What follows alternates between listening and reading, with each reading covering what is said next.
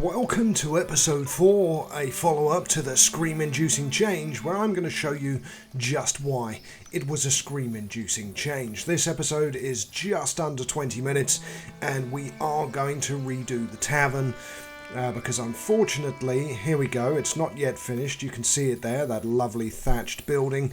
We'll click on it in a minute. The construction hasn't actually yet finished. But you are going to see just why this was so painful. Okay, so nothing to report at the moment. It's still being constructed, so let's skip forwards and continue until the building is finished. And of course, everything else that I'd done in the interim was lost as well. Here we go. It's finished. Okay, attendance, 0 out of 0. Okay, so let's edit the building and select a function, but we don't want to do it for the overall building. We want to do it for the subcomponents. Okay, parts list. No. Edit building. No. Okay, fine. Let's try again. Now we can't select a function. There's the function. Okay, so public lounge. Now the entire thing is a public lounge. Let's go in on the free build elements and see if we can actually change the individual components. Oh, we've got somebody who wants wood for the bishop. Well, we've got 200 and odd wood, so that's perfectly fine. What do they want? 100? Yep, good trade deal. And then just click it down at the bottom left, fulfills the deal, and there we go. 100 coins and 10 prestige. Lovely stuff. Okay, let's pause and go back to not our Manor House, so is there our Great Hall, but we cannot actually overall edit. Even if you do view parent, you click on individual components, so locate building part, yep, okay, but we cannot sub-select each component. Now, I fiddled around with this for ages, thinking I was daft. Went in and had a look on what's been going on the forums and stuff, and it turns out that when you build a building now, you can't. It's just one big building, and you can only assign it one individual function. So everything that I built gave me no benefits. So I ended up having to go back to a previous save. So again, overall, so if we go Berry Brewery as an example, the whole thing is now a berry brewery. Literally the entire building that I built. So that's one big berry brewery. We don't need something that size, of course. And my next thought was destroy, which in the end I was like, no, I'm just gonna have to go back to a previous save, because again, attendance 0 out of 0. Because it has no public lounge, because we couldn't subdivide the building after we built it. So I went back in time, here we go, and this is what you need to do. So you need to start with each element that you want to build. So as an example, we will start with the public lounge. Now the public lounge, we want it to be a big building, so we'll do one of these. Okay, so done. At the moment we can't build because the construction elements haven't been met. No, it has. We need to just put a door on it. We forgot. That's fine. Build. Okay, so as long as we're happy with the location, what we can do is then mark this to build. Might want to put some decorative items on it, make it look a bit snazzy. I mean, at the end of the day, we haven't even upgraded to the better quality buildings. I decided to make the lounge a little bit bigger, so make it a double building, just so that we could have more people going in there. So there we go, and then just click build. So that is our public lounge. So now we can click once it's finished, so it will be the lounge. But now we want to do another thing. So we now build the service counter. So the service counter we can use as a separate building. Now the problem is you can't see what the finished building looks like. All you can do is snap to the frame that is already there. So we'll do that. Again, it needs a door, and there we go, get the door in. And when we get to the berry brewery, it needs a chimney. So there we go. So now we've got our lounge, we've got our bar. Now we need to build the berry brewery. So again, click off, then go and drag it off to the side somewhere. So there we go, assign resource. So that's because the taverner is now there, and we're waiting for the builders. So edit building, select function, and now we want to go with a berry brewery because we've got our public lounge and our service counter. So berry brewery. Then we stick that onto the back of the building. So I'm just going to rotate it round, and there we go, clip that on at the back. Now we need to fulfill the requirements, so it needs a chimney, and of course it needs a door.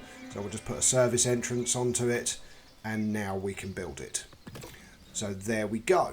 Our tavern now has a berry brewery, a public lounge, and a service counter, which is everything that we need for it to be functional, but you need to do it at the start. Yeah, was that very, very frustrating? Yes, it was. Because as I said, the elements that I carried on in the game that had occurred while this was building, of course, I've now lost. And the actual series of events that happen have changed. So I end up, you will see, before the end of this episode, with a market fair that doesn't go very well. And the people actually get annoyed, and I take a huge happiness dent. So we get a minus happiness rather than positive happiness that happened on the previous playthrough. I mean, what it does showcase is how you can play this game multiple times and it's different every time you play it, which is fantastic. So I'm not going to say that that's really negative, but when you have to roll back your progress because of a change in the functionality of the game, it is quite annoying. So we've got our first bakery, lovely, a delicious aroma has been carried around, that is bread. So we've already got bread assigned to our market. What we do need is to assign another trader. Okay, celebrating the labourers. I'll make sure everyone appreciates their time. So this is the regional fair that wasn't offered last time. Well, it was, but we done it positively. But of course you can't see that because that footage isn't included in this episode. But this time it doesn't go very well. And I nearly cried. But it is what it is, and you know, we'll carry on. What we're also going to do over the course of this episode is put in another hunter. We've got our two groups now collecting berries, so our number of berries that we have is remaining a bit more consistent and we're not running out. So here we go, we're now hosting the regional fair. Okay, and our pub is being built, so all good. It's actually going to function this time, which again is what we're looking for. We've got 6 unemployed people. We're going to need to do some more promotions, I would imagine, to staff the pub. But again, that's not a problem. We're plus 38 for coins, so our tax revenue is doing very well at the moment, even though our coins are dropping down to 0. Under the common path, we are going to want to unlock, as I said in the previous episode, clothing and stonework. Which I had, but of course now I haven't because I've rolled back. Fair reputation privilege, devoted folks privilege, you can choose whichever one you fancy, and there is also the common maintenance privilege, which reduces the cost of maintaining your buildings. And tavern, refined architecture. So yes, after building a tavern, you can then unlock refined architecture, demolish it, and start again. Good fun, good fun. Okay, so again, we're just making sure everything is running in the village, our food production and everything else that we need to manage while we're waiting for our tavern to be completed. We can't assign any taverners or brewers because, of course, we need commoner plus, so we need at least 4. It says 0 out of 0 for taverner because the building hasn't been completed, but that's fine. It will be... we will be able to put somebody into that role. I think it's only 1 person, not 2, so there's room for 2 berry brewers and 1 taverner to sell the produce. And the other thing that we don't do in this episode is actually assign the berry brew to the bar. We will do that in a later episode so that people can actually go in and drink. And then of course once we unlock beer production, we will change it to beer. Or you can have a second counter. So one counter can serve beer and the other can serve berry brew. Now this I had already built last time, so I'm just trying to remember where I placed it. So I think I put it about here last time. Oh, we've got 2 more people want to join the village. That's fine. We'll sort those out in a moment. I think that's as close as I'm going to be able to get it. Yeah, that looks... Maybe rotate it a little bit. We'll put it around that way. Oh, it's so fun deciding where to put something, isn't it? And having a look at our areas where everything is. We've got quite a large area for the field, or what we could do is put it in a completely different location down here. But again, it's got that red ring around it. So we don't want to be too close to our residential area because we don't want the negative buff from it being an industrial building. So again, let's leave it for now, get our new villagers in. Okay, a new towel can be heard, tavern established, very well. Okay, delighted visitors, yay, plus 15%. That's going to go to negative in a minute. We still can't employ, of course. So we need to go to our promotions. So we need to go into the book, the mandates, and promote a few people. So we have no money at the moment, so we can't do that either. Call off promotions. Okay, fantastic. Come on, taxman, go and collect the taxes. We need some coins. I need at least 60 coins. Now we've got all those little string of people coming in for the regional fair. Now, of course, wait and watch this. Here we go. Everyone comes in, everyone goes to the well, gets a drink, then they sit down, and of course then they're not happy. So we have no money, we can't assign anyone to the tavern. What we could do is remove a baker to get somebody into the brewery, or we could go to any other that have commoner plus. They're serfs, so we can't use those. The farmers are serfs as well. So again, we have to wait until we have the ability to actually be able to promote some serfs to commoners. And then we can get our tavern staffed, and then obviously our commoners will be able to go and have drinks. So here we go, annoyed visitors. Great. So minus 10% happiness. Fun times, fun times. Didn't get that last time. I just got the positive buff, didn't get a negative buff. But it is what it is. So we've got 6 days left of the regional fair. But we have got the initial happiness buff, and it isn't going to fail, luckily. Otherwise, overall, we would be hammered. And now we've gone into negative territory with our coins, and we've gone into negative territory with our overall coins as well, which is not good. So again, overall management, not doing too great at the moment from an income revenue perspective.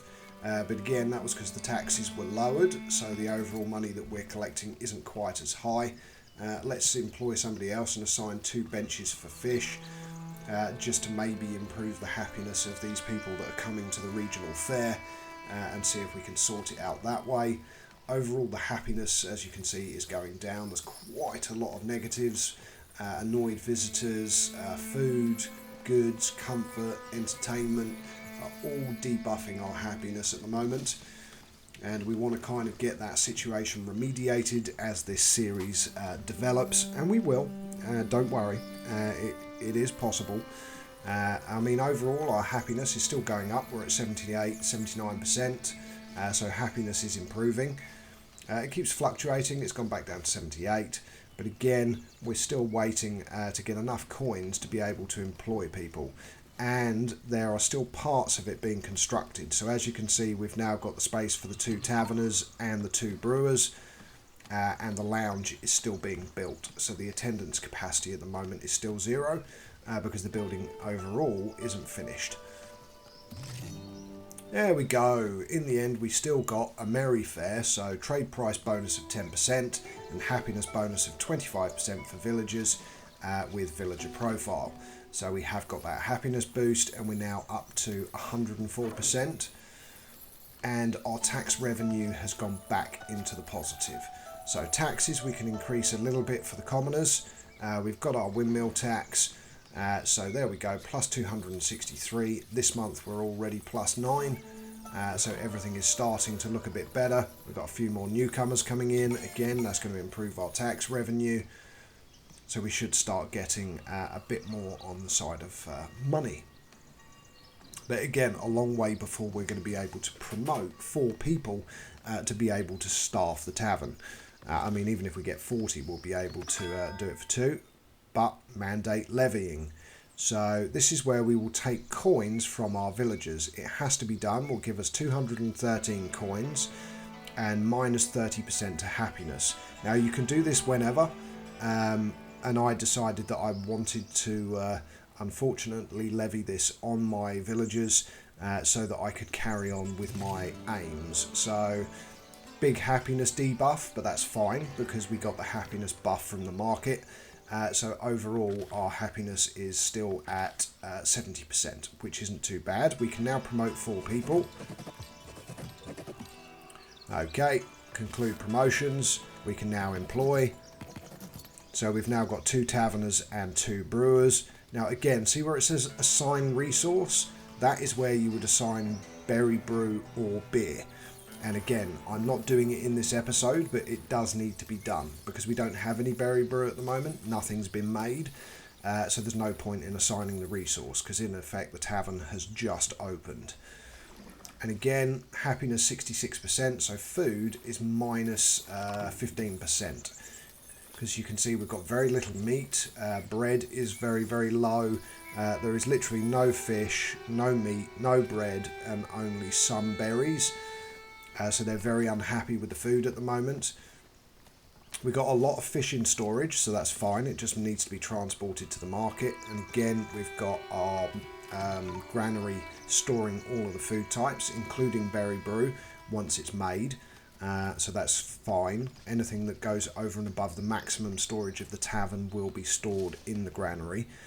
And again, what we're going to need is an additional hunter to get more meat, because at the moment we are not getting enough resources. So let's build another hunter. So hunter's hut, and what we will do, see there's 3 boar there, so there's plenty of boar nearby, and we'll just get it placed right next to the other one, so as not to destroy too much of the forest. There we go, build, and then once that's staffed, what we should start seeing is a better and improved supply of meat for our villagers, which is what we're looking for. But overall, that is everything pretty much that we wanted to achieve in this episode. I just wanted to show you why it was so scream-inducing and why it was the title of the previous episode. And again, sorting out the scream-induced changes that I encountered. So we now have a functioning tavern. We're improving our food supply. I'm just going to expand the residential area after we've bought this new territory. Get rid of a bit more around the church, just so that we can expand it further down the line, and then add to the back where we now have this new territory. And going forwards, in the next episodes, I will show you how we clear out the new territory to create a second residential centre. And we will do that by using a lot of lumber camps to clear out all the trees, and we will develop our village even further. So stay tuned. If you're enjoying this series, and it is proving helpful to you, if you'd like to subscribe, that would be fantastic. But if you want to boot the like button, that would be lovely. But until next time, I will leave the remaining minute of the footage playing. All it leaves me to say, of course, is good morning, good afternoon, good evening, and from me, while this hunter goes into his hut, good night, and see you on the next episode.